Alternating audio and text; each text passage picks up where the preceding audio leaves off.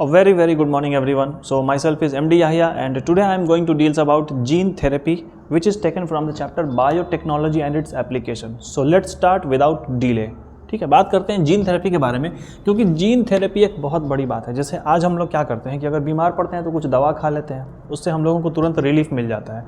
उसी तरह से जीन थेरेपी क्या होता है कि हमारे जीन में जो भी आपका नॉर्मल जीन खराब हो चुका है, उस नॉर्मल जीन, उस खराब वाले जीन को हटा दिया जाए और बदले में एक अच्छे वाले जीन को उस जीन के जगह पे फिट कर दिया जाए, तो इससे हमारे बॉडी का फंक्शन नॉर्मल हो सकता है। खास करके जीन थेरेपी उनके लिए बहुत ज़्यादा अच्छा चीज़ है जिनको कुछ इनहेरिटेड प्रॉब्लम है, जो कि इनबॉर्न डिसऑर्डर, अगर किसी को इनबॉर्न डिसऑर्डर है, जैसे कि एक डिसऑर्डर है जिसको हम लोग बोलते हैं ADA। ADA क्या होता है? इसका पूरा नाम है एडिनोसिन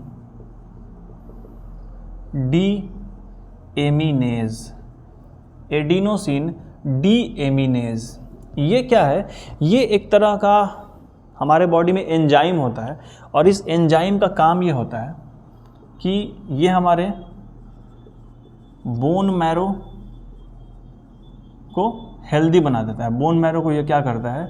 हेल्दी बना देता है। और जब बोन मैरो हेल्दी रहेगा तो बोन मैरो से अब क्या होता है कि यहाँ से बोन मैरो हमारे बॉडी में यहाँ पर WBCs का फॉर्मेशन होता है, बोन मैरो में RBCs का फॉर्मेशन होता है और साथ ही साथ प्लेटलेट्स का भी फॉर्मेशन होता है बोन मैरो के अंदर। बोन मैरो मिलता कहाँ पर है? आपके बॉडी में जो लॉन्ग बोन्स हैं, suppose that this is a long bone. अगर ये कोई लॉन्ग बोन है आपके बॉडी में, तो इस लॉन्ग बोन के अंदर जो खाली जगह है, यहाँ पर हमें कुछ सेल्स मिल जाते हैं, very soft and spongy tissues.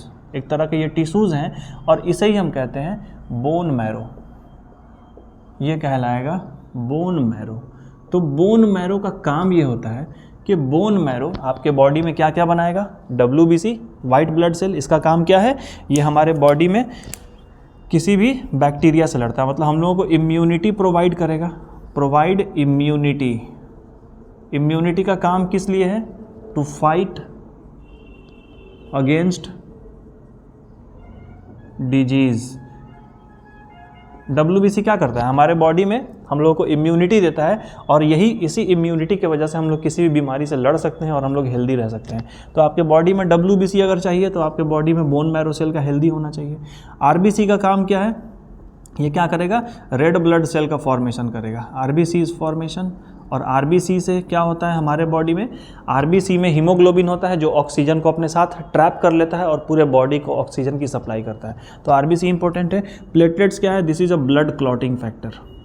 आपका ब्लड जो है अगर कहीं कट जाता है, कहीं छिल जाता है, तो वहाँ से ब्लड कुछ देर के बाद में ब्लड का आना बंद हो जाता है, ब्लड निकलता नहीं है, ब्लड वहाँ पे जम जाता है, कोएगुलेट हो जाता है। तो ये किसके वजह से होता है? ये प्लेटलेट्स के वजह से होता है। ठीक है, तो इन सब चीज़ों का हमारे बॉडी में होना ज़रूरी है, जिसमें सबसे ज़रूरी है WBC। तो होता क्या चीज़ है कि अगर किसी को ये वाला डिसऑर्डर है, ये अक्सर इनबॉर्न डिसऑर्डर ही होता है, जन्म से ही माँ के वॉम्ब के अंदर से ही बच्चों को इस तरह का डिसऑर्डर होता है। तो इस डिसऑर्डर में प्रॉब्लम ये होता है कि जो भी आपके बॉडी में WBC है, WBC को हम लोग लिम्फोसाइट्स बोल सकते हैं। WBC लिम्फोसाइट का एक टाइप होता है, लिम्फोसाइट। ये लिम्फोसाइट को क्या कर देता है? लिम्फोसाइट। तो अगर किसी को ADA है, ये वाला डिजीज़ है, तो ये क्या करेगा? इससे आपका लिम्फोसाइट, इससे हमारा लिम्फोसाइट बिकम्स अनहेल्दी। इससे हमारा लिम्फोसाइट अनहेल्दी हो जाता है और अनहेल्दी होने की वजह से अगर लिम्फोसाइट अनहेल्दी हो गया तो फिर हमारे पास में क्या होगा? WBC का फॉर्मेशन नहीं होगा। WBC का फॉर्मेशन नहीं होगा तो हमारे बॉडी का इम्यूनिटी काफ़ी कमज़ोर हो जाएगा and we are totally unable to fight against any kind of disease. हम लोग किसी भी तरह के डिजीज़ से लड़ नहीं पाएंगे, इसीलिए इम्यूनिटी का स्ट्रॉन्ग होना काफ़ी ज़रूरी है। सो इम्यूनिटी स्ट्रॉन्ग कहाँ से होता है? WBC से। WBC कहाँ से बन रहा है? लिम्फोसाइट से। और ये लिम्फोसाइट वगैरह कहाँ पर बन के आ रहा है? ये सब के सब आपके बोन मैरो सेल में ही हमारे पास में प्रोडक्शन हो रहा है। तो अगर किसी को ये डिजीज़ है तो इसी डिजीज़ से बचने के लिए जीन थेरेपी है। तो अगर किसी को ADA नाम का डिजीज़ हो चुका है तो इससे बचने का, इसको ठीक करने का 2 तरीका है। एक है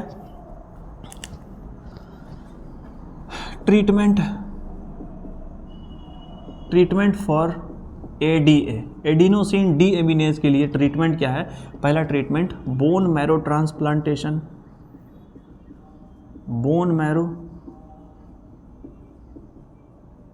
ट्रांसप्लांटेशन, यानी कि आप क्या कीजिए, ये बोन मैरो जिसका खराब हो चुका है, इस बोन मैरो को हटा दीजिए, खराब वाले को हटा दीजिए और बदले में अच्छा वाला बोन मैरो सेल किसी के बॉडी से आप ले लीजिए। ये चीज़ हो सकता है, लेकिन इसके लिए बोन मैरो को मैच करना पड़ेगा, टिश्यू वगैरह मैचिंग करना पड़ेगा, तो ये काम हो जाता है कि खराब वाले बोन मैरो को हटा करके आप अच्छा वाला बोन मैरो सेल अपने अंदर ले लीजिए, and that is called the bone marrow transplantation. ये काम हो सकता है। पहला ये इसका ट्रीटमेंट का यही तरीका है। दूसरा ट्रीटमेंट का तरीका ये है कि हम लोग इसमें बोल सकते हैं कि इसमें दूसरा बोला जा सकता है कि enzyme replacement, enzyme replacement, enzyme replacement theory, enzyme replacement theory, मतलब कि एंजाइम को रिप्लेस किया जा सकता है। ठीक है, तो एंजाइम रिप्लेस कैसे होगा कि आपका ये जो बोन मैरो अगर ये ख़राब हो चुका है, सपोज दैट अगर ये आपका सारा बोन मैरो अगर ये सब के सब अगर अनहेल्दी है, अनहेल्दी बोन मैरो सेल है, तो इस अनहेल्दी बोन मैरो सेल को हम लोग क्या कर सकते हैं, इसको पहले बाहर निकाला जाएगा और निकाल करके इसको ठीक किया जाएगा। तो वही प्रोसेस है एंजाइम रिप्लेसमेंट थ्योरी, इसी के बारे में हम लोग पढ़ेंगे और यही एंजाइम रिप्लेसमेंट थ्योरी के बारे में हम लोगों को अभी फ़िलहाल डील करना है। तो इन सब को हम थोड़ा सा इरेज करने जा रहे हैं, मिटाने जा रहे हैं। यहाँ तक समझ में आया होगा, ठीक है। चलो, तो अगर किसी को इस तरह का इनबॉर्न या फिर कोई इनहेरिटेड जैसे ख़ानदानी कोई बीमारी है, तो उस बीमारी को दूर करने के लिए अभी हम लोग जीन थेरेपी का यूज़ करते हैं। ठीक है, ये है एक्चुअली में अपना जीन थेरेपी। तो अब हम लोग क्या करने जा रहे हैं, हम लोग करने ये जा रहे हैं कि हम लोग यहाँ पर जो अनहेल्दी बोन मैरो था, ये बोन मैरो सारा कैसा था, इट ऑल वाज अनहेल्दी, और हम ये चाहते हैं कि इसी का इलाज किया जाए। तो हम करेंगे क्या कि भाई इसके अंदर बोन मैरो को बाहर निकाल लो। तुमने बोन मैरो को बाहर निकाला है, बड़ा सा बोन मैरो हमने बना दिया। सपोज दैट इसके अंदर ये इसका डीएनए है, इसका डीएनए है, और इस डीएनए में यहाँ पर वो पार्ट है, ये वो पार्ट है, ये बिल्कुल सही डीएनए है, और ये वो पार्ट है जो ख़राब हो चुका है, और यही पार्ट क्या कर रहा है, जीन फॉर एडीए, ये एडीए का जीन है। ठीक है, एडीए का जीन है यही वाला पार्ट, और ये वाला क्या हो चुका है, डैमेज हो चुका है, डैमेज्ड हो चुका है। तो अब हम क्या करेंगे, हम कोशिश ये करेंगे कि इसके इस वाले पार्ट को काट के हटा दिया जाए, इसके इस वाले पार्ट को काट के हटा दिया जाए, और यहाँ पर एक नॉर्मल जीन लगा दिया जाए जो कि सही से काम कर सके, जो कि सही से एडीए का फॉर्मेशन कर सके। ठीक है, एडीए करता क्या है, एक्चुअली में एडीए होता है, हालांकि एनसीईआरटी में दिया हुआ नहीं है, फिर भी जान लो। एडीए करता क्या है कि हमारे बॉडी में जब डीएनए का ब्रेकडाउन होता है, तो डीएनए के ब्रेकडाउन होने की वजह से एक टॉक्सिक सब्सटेंस का फॉर्मेशन होता है, उसका नाम है डीऑक्सी एडिनोसिन, डीऑक्सी एडिनोसिन। और ये डीऑक्सी एडिनोसिन अगर आपके बॉडी में डिपॉजिट होता चला गया, अगर इसको नहीं निकाला गया, अगर ये डिपॉजिट होता चला गया, तो आपको क्या होगा, आपका इम्यून वीक हो जाएगा, योर इम्यून गेट्स वीकेंड, आपका इम्यून बहुत ही ज़्यादा कमज़ोर हो जाएगा। और इस डीऑक्सी एडिनोसिन को हटाना है, तो इसको हटाने के लिए अपने पास में एक एंजाइम है, उसी का नाम है एडिनोसिन डी एमिनेज। तो हमको इसको रिमूव करना है, तो एक एंजाइम है एडीए, इसी को हम लोग बोलते हैं एडिनोसिन डी एमिनेज, एडिनोसिन डी एमिनेज। ये एडिनोसिन डी एमिनेज क्या करता है, हमारे बॉडी से इसको हटा देता है। इस डीऑक्सी एडिनोसिन को क्या करेगा, ये रिमूव कर देगा, रिमूव कर देगा। नतीजा आपके बॉडी में ये नहीं रहेगा। जब ये हट जाएगा तो हम लोग क्या होंगे, हम लोग बिल्कुल ठीक हो जाएंगे, हमारा इम्यून सिस्टम ठीक से काम करेगा। तो इम्यून सिस्टम को सही से काम करने के लिए ये काफ़ी ज़रूरी है कि आपकी बॉडी में एडीए बनता रहे। तो एडीए एडिनोसिन डी एमिनेज बनता रहे, बनाने के लिए कहाँ से बन रहा है, ये इस वाले जीन से बन रहा है। तो ये जीन तो ख़राब हो चुका है, ख़राब वाले जीन को हटाना है। तो आपने क्या किया, आपने इस बोन मैरो को बाहर निकाल लिया है, आपने इसको कट कर दिया, काट करके आपने यहाँ पर क्या किया है, अब आपने एक नॉर्मल एडीए जीन को फिट कर दिया है, इस वाले जीन को आपने फिट कर दिया है। अब ये जीन कैसा है, this is normal ADA gene, this is normal ADA gene, ये नॉर्मल एडीए जीन है। अब आपका ये बोन मैरो का हमने जीन को हमने चेंज कर दिया। अब सवाल है कि चेंज कैसे होगा, तो चेंज करने के लिए अपने पास में रेट्रोवायरस होता है, रेट्रो वायरस। रेट्रोवायरस के बॉडी में कैसा होगा, उसके बॉडी में जो उसका जेनेटिक मटेरियल है वो आरएनए होगा। रेट्रोवायरस के बॉडी में जो उसका जेनेटिक मटेरियल है, ये इसका जेनेटिक मटेरियल है, ये क्या होता है, आरएनए होता है। ठीक है, आरएनए होता है, और आरएनए भी कैसा होगा, सिंगल स्ट्रैंडेड आरएनए होगा। ठीक है, तो आरएनए होगा। इस आरएनए हम लोग क्या करते हैं, एक रेट्रोवायरस में हम लोग क्या करते हैं कि हम लोग इस तरह के हम लोग यहाँ से एक जीन का कॉपी बना लेते हैं। हमने क्या किया, हमने कहीं से हमने कॉपी बना लिया। चलो मान लो ये नॉर्मल जीन है, ये नॉर्मल जीन हमने बनाया, ये नॉर्मल जीन हमने बनाया है, और यही नॉर्मल जीन को यहाँ पर फिट किया गया है, इसी नॉर्मल को उठाकर हमने यहाँ पर फिट किया है। तो ये जो नया जीन बन के आया है, ये कहाँ से बन के आया है, हमने डीएनए से अगर आरएनए बन जाए, मैसेंजर आरएनए तुम जान लो, तो इस प्रोसेस को हम लोग बोलते हैं ट्रांसक्रिप्शन कहलाता है। और आरएनए से, मैसेंजर आरएनए से अगर आप इसके कॉपी का यूज़ करके अगर आप फिर से अगर आप डीएनए बना लेते हैं, तो ये प्रोसेस कहलाता है रिवर्स ट्रांसक्रिप्शन का प्रोसेस, ये कहलाता है। तो रिवर्स ट्रांसक्रिप्शन के प्रोसेस का यूज़ करके, यानी कि मैसेंजर आरएनए का यूज़ करके हम लोग क्या करते हैं, फिर से डीएनए बना लेते हैं। ठीक है, और ये डीएनए क्या है, दिस इज़ द जीन, इसके अंदर जीन है, तो यही वो नॉर्मल जीन है। इस हम लोग रिवर्स ट्रांसक्रिप्शन के हेल्प से हम लोगों ने क्या किया है, मैसेंजर आरएनए से हमने डीएनए बनाया है। और ऐसा डीएनए जो मैसेंजर आरएनए से फिर से डीएनए को बनाया जाए, यानी अब अगर आपने जो मैसेंजर आरएनए से आपने जो डीएनए बनाया है, इस डीएनए को हम बोलेंगे सी डीएनए, मतलब ये कहलाएगा कॉम्प्लीमेंटरी डीएनए, ये कहलाएगा कॉम्प्लीमेंटरी डीएनए। ये डीएनए कॉम्प्लीमेंटरी किसका होगा, इस रेट्रोवायरस के पास में जो जेनेटिक मटेरियल है उसका कॉम्प्लीमेंटरी होगा। और इस कॉम्प्लीमेंटरी डीएनए को हम लोगों ने जो बनाया है, ये नॉर्मल जीन जो हमने बना लिया, ये है कॉम्प्लीमेंटरी डीएनए। और इस कॉम्प्लीमेंटरी डीएनए को उठा करके वायरस के बॉडी में हमने डाल दिया। Suppose that this is virus, और इस कॉम्प्लीमेंटरी जीन को हमने क्या किया है, इस वायरस के बॉडी में डाल दिया है। अब ये रेट्रोवायरस है, ये रेट्रोवायरस हम क्या करेंगे, रेट्रोवायरस का अटैक करवाएंगे हम इस वाले बोन मैरो सेल पे। रेट्रोवायरस का अटैक होगा बोन मैरो सेल पे, और अब ये बोन मैरो सेल के पास में नॉर्मल जीन हमने इम्प्लांट कर दिया है, और अब ये जो बोन मैरो सेल है ये नॉर्मल सेल हो गया है।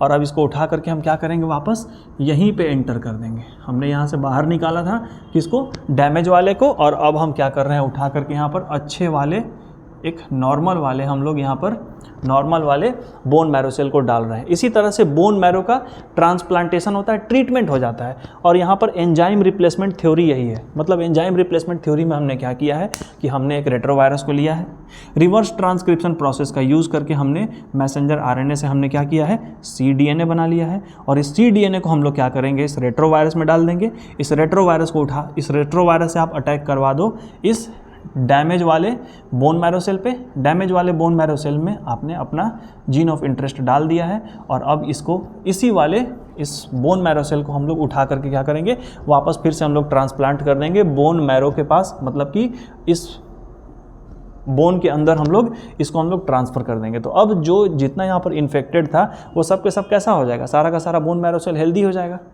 तो ये है जीन रिप्लेसमेंट थ्योरी, मतलब कि हम लोग जीन को रिप्लेस कर दे रहे हैं। ये था जीन रिप्लेसमेंट थ्योरी। लेकिन सबसे बड़ा इस जीन रिप्लेसमेंट थ्योरी का सबसे बड़ा डार्क साइड ये है कि ये एक परमानेंट इलाज नहीं है, क्योंकि आपका ये जो बोन मैरो सेल है, बोन मैरो सेल का डेथ होते रहता है। Bone marrow cell is not immortal. ये एनसीईआरटी लिख रहा है कि bone marrow cell is not immortal, मतलब कि ये बोन मैरो सेल इसका डेथ हो जाता है। तो भाई आपने जो अच्छा वाला डाला था इसका डेथ हो गया, तो अब हम क्या कर सकते हैं। तो इससे बचने का एक सबसे परमानेंट तरीका है कि जो भी एम्ब्रायोनिक स्टेज में अगर आपको पता चल जाए, अगर एम्ब्रायोनिक स्टेज में अगर आपको पता चल जाए कि किसी बच्चे को प्रॉब्लम है एडीए डिजीज़ का, उस बच्चे को एडीए डिजीज़ का प्रॉब्लम है, तो एम्ब्रायोनिक स्टेज में हम लोग क्या करते हैं कि हम लोग उसके बोन मैरो को निकाल लेते हैं, बोन मैरो को ठीक कर लेते हैं, और हम लोग क्या करते हैं कि जब उसका बोन मैरो फिर से ठीक हो जाएगा तो उसके बॉडी में जितने भी सेल हैं फिर अच्छे वाले सेल का फॉर्मेशन होने लगता है। तो ये एक परमानेंट इलाज है, ये एक परमानेंट इलाज है। तो एडीए डिजीज अगर एम्ब्रायोनिक स्टेज में, तो हम लोग क्या करते हैं कि replace the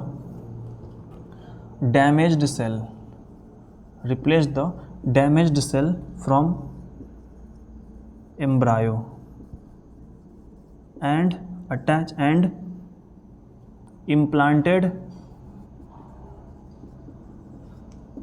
normal cell.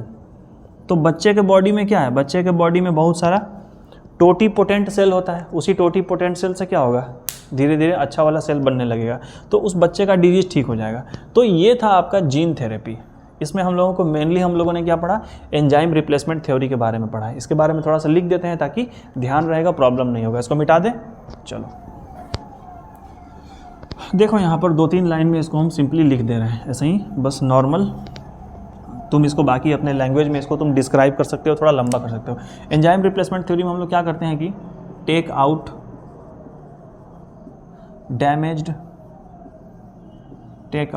Damaged bone marrow को हमने ले लिया है। उसके बाद हमने क्या किया है, by using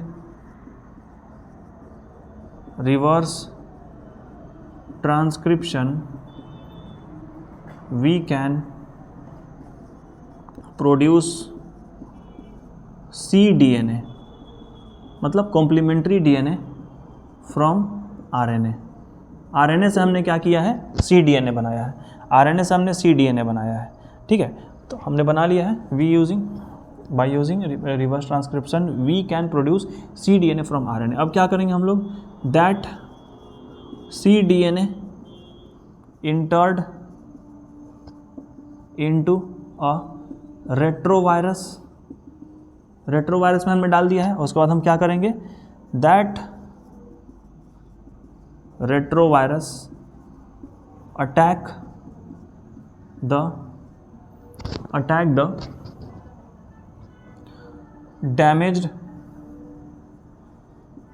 damaged bone marrow cell, attack the damaged bone marrow cell to attach the normal cDNA, and now that damaged bone marrow cell gets normal।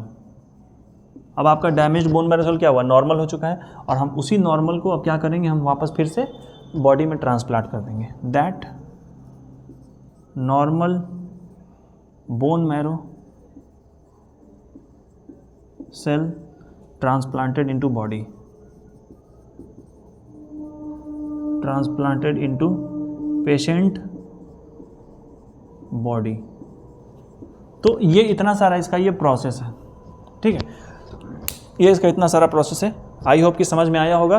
पढ़ते रहिए, हमारे चैनल को सब्सक्राइब कीजिए, लाइक कीजिए, ताकि कुछ मोटिवेशन मिल सके, ठीक है। मिलते हैं अपने अगले क्लास में। This much for the day. Thank you very much.